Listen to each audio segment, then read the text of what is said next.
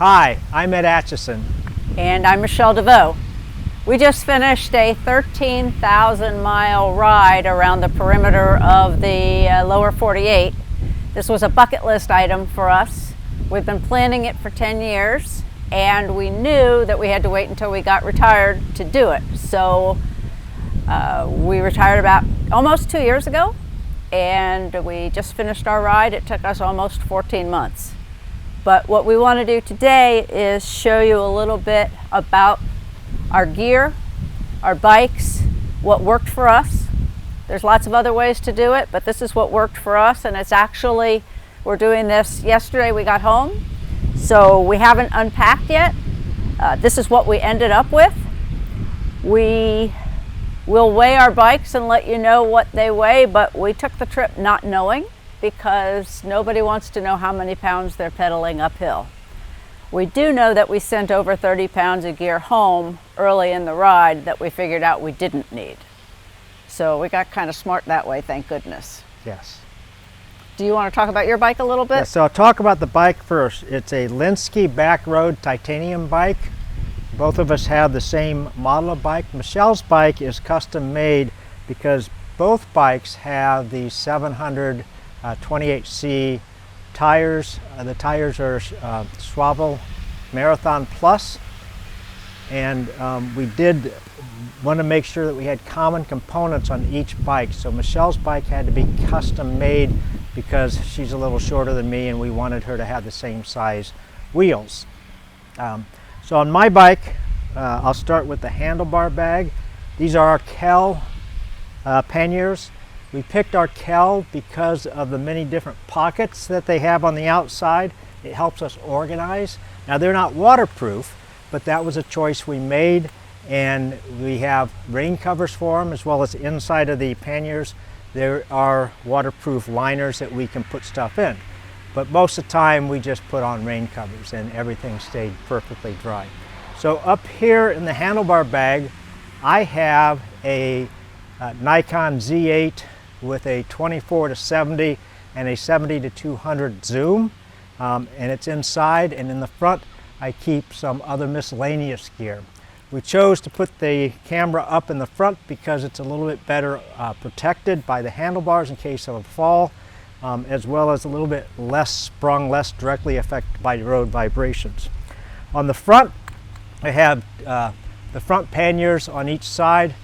This side carried mostly our food, and this side was what we called the office with a laptop and some other stuff like this. On my back, on this side, I have mostly, inside I have a sleeping quilt and my inflatable mattress. We have shoes in here and some bike maintenance equipment on the outside. On this side I have mostly clothes, along with in the back a tent that's in the vertical upright here. Michelle? So mine is very similar, but not identical. We figured out early on as we adjusted our gear and our weight, Ed is stronger than I am, so he's definitely carrying more load. You can see that he's got front panniers, I don't. That's part of what we sent home. So my front is really more like a purse, and it also carries my sunglasses, some sunscreen, a pocket knife, my wallet, and also any food we're going to have for that day, so it's easy access. And then my front panniers we've already sent home. My rear panniers are packed very much like Ed's. This bag has my sleeping bag and my mattress and my pillow, and then this is just kind of extra stuff that I don't need very often, but I needed to have with me.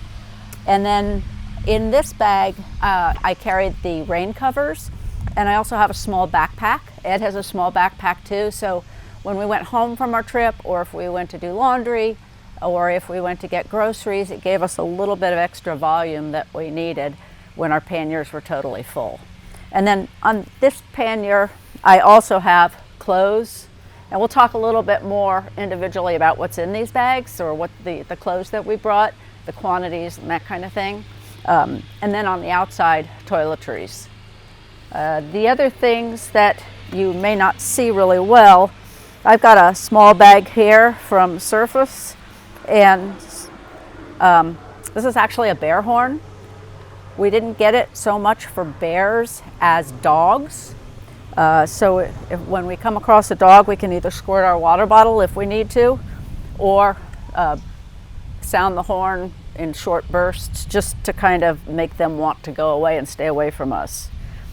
The other thing that we both have is we have a CatEye Pandrone digital computer, bike computer, so we can monitor how far we've gone, what our speed is, our average speed, our maximum speed, and it gave us the odometer for the trip, so we logged that every day. And then the newest find for both of us is this quad lock system so that we could attach our phones. And prior to that, we would kind of put our phones on the top of this handlebar bag, but it was much more difficult to access. And we found that this locks on very easily. We put a vibration mount on it because we knew that we were going to be riding for a long time. And it has made the phone very accessible, and we did use the phone for navigation. Let me just review a couple of things, maybe a little bit more closely, more easy to see.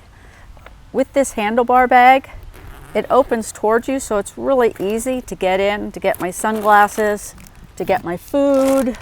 I would keep my gloves in there.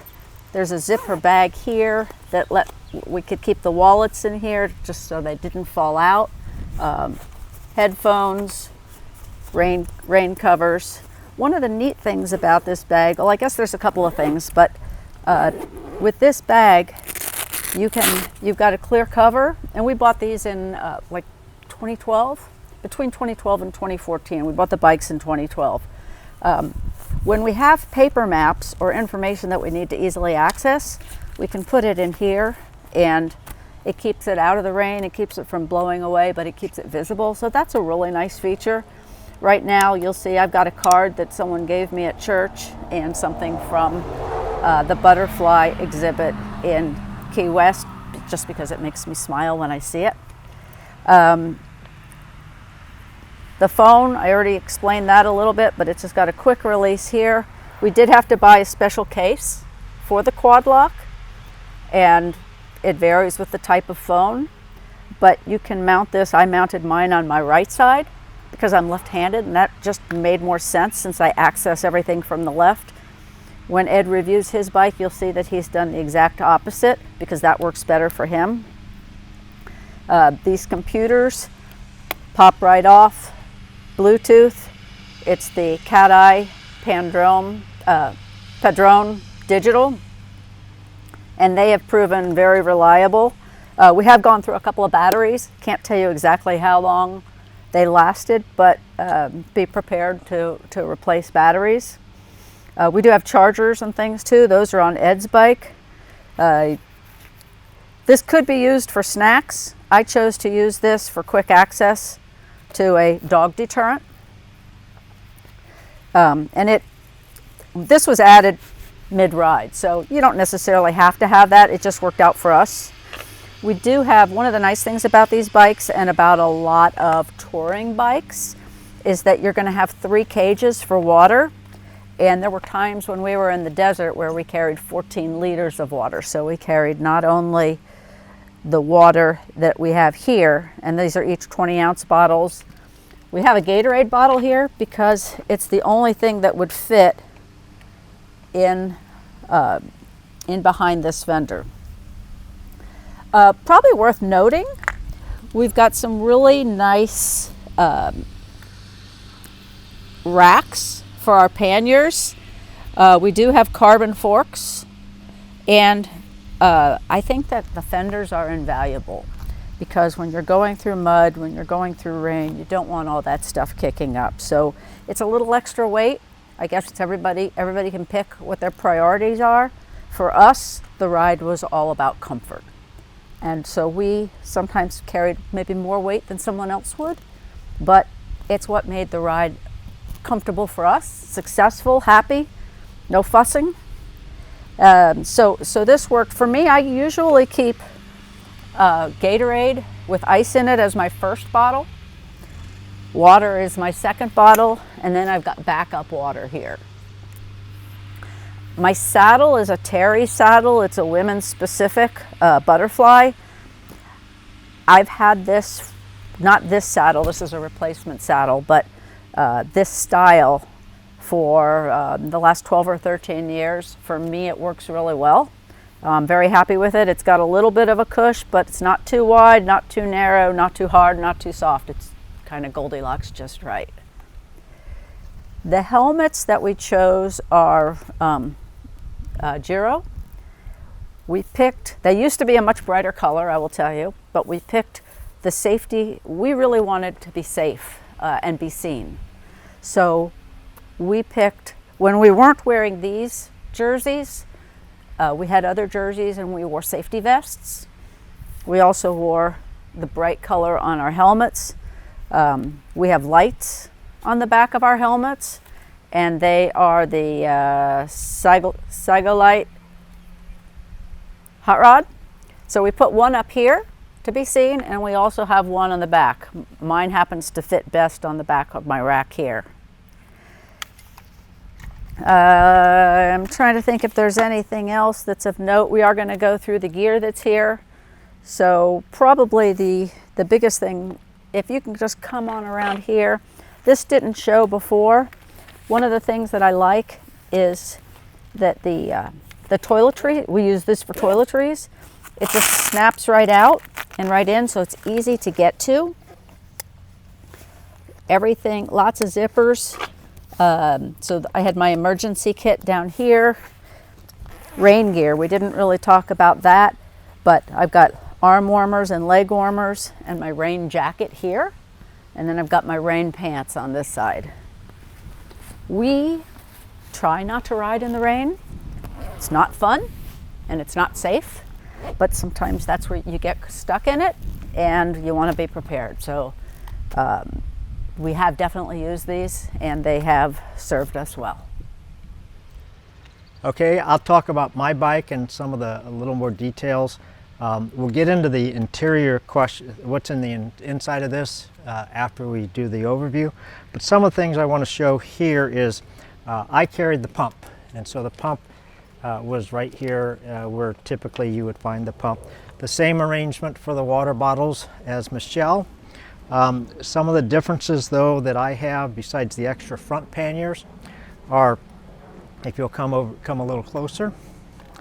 On my bike I had the navigation up there, but I also had the ability, because it consumes a lot of battery, I added a USB-C cable so that I could plug it in and charge my phone when it got low during the day.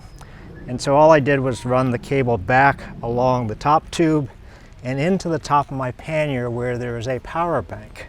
I also have on my bike a Garmin Montana 700i, which we used for collecting data about where we were during the day, how far we rode, but mostly the key thing was it's an inReach, and so that pings the Iridium satellites and it sends it up to the MapShare Garmin that we have on the website so people could see where we were. Now, one thing we didn't do was share that generally with our blog. We would give it to people that we'd meet one-on-one, but we didn't want the general public to know exactly where we were while we were riding. That's a little bit of a safety choice we made. So we'd share it with people we met and could trust, but other than that, we kept it a secret till the very end. On my bike, because of I did not have anything back here and my seat tube was high enough, my rear light was mounted to my seat tube, which let me turn it on and off while we were riding. We mostly turn it on, it was harder to turn off. And then something we didn't mention, we both have cat eye headlights on each bike mounted to our rack, because while they're made, you can mount them to your handlebar, we don't have that option with the handlebar bag in the middle. So our pedals that we use were the well-known SPD clips inside here. Mine are a mountain bike, double-sided SPD with a large platform. One thing that I know about my feet, and I believe Michelle also, is needing a large platform for this much riding to give you more support. Michelle has a different pedal on hers. Hers is one-sided, and I actually started with that, but because I could only clip in one side, that means you have to spin it to get into it, and I decided I did not want to do that. I talk about the kickstands. Both bikes are freestanding with the kickstand. We don't have to lean them over to one side or the other. And that's got a double leg, a double acting, I guess, kickstand. And it's very simple. You simply relieve the weight on it and you can kick it up and it stays back, as you can see down in here. And then to put it on the kickstand, you just kick it down and then pull it forward.